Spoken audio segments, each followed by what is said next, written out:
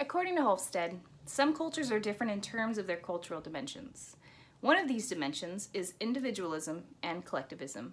My name is Amanda, and today I'm going to define what individualism and collectivism are and discuss examples of two countries that are high and low in individualism.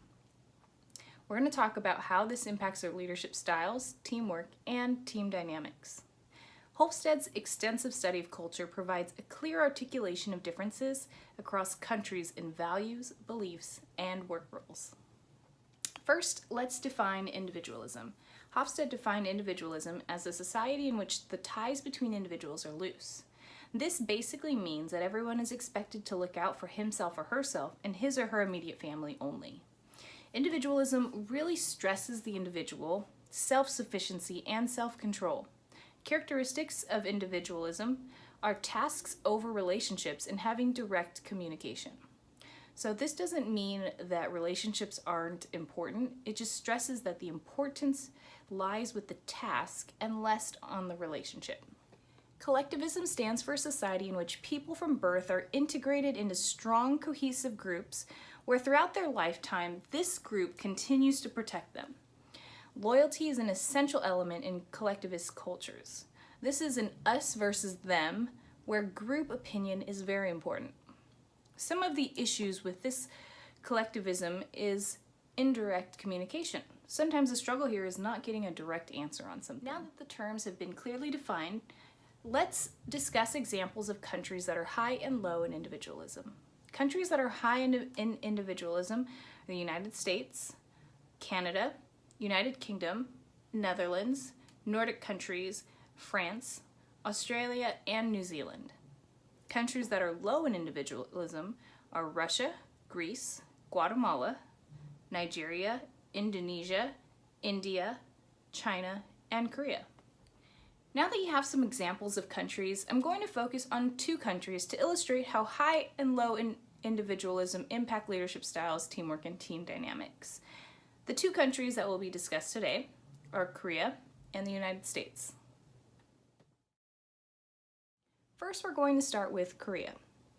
Yang, in 2014, the dimension of collectivism and individualism is also important for leadership and the leader's role to motivate and manage a team of followers, particularly in relation to transformational leadership. Korea has a low individualism and a high collectivism score.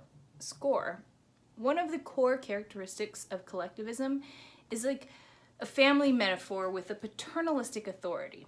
So respect for leadership positions is high in Korea, whether it be at work or in a family setting. And Korean followers have a tendency to develop a positive perception of their superior leadership style. Managers in Korea assume the role of master and decision maker, while their followers assume the role of their students. For example, leaders' indirect communication to avoid damaging group harmony is viewed as supportive by employees in Asia, while in individualistic characters, more direct, task-oriented communication is appreciated. Next, we're going to talk about the USA. The United States has a highly individualistic culture. Individualism is more about the integration of individuals into primary groups rather than focusing on the group itself.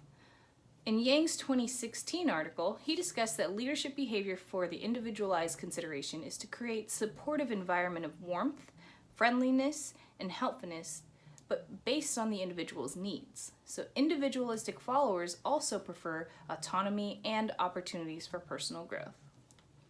Individualism is the degree to which group members expect that individuals orient their action for their own benefit rather than for the benefit of the group or the collective.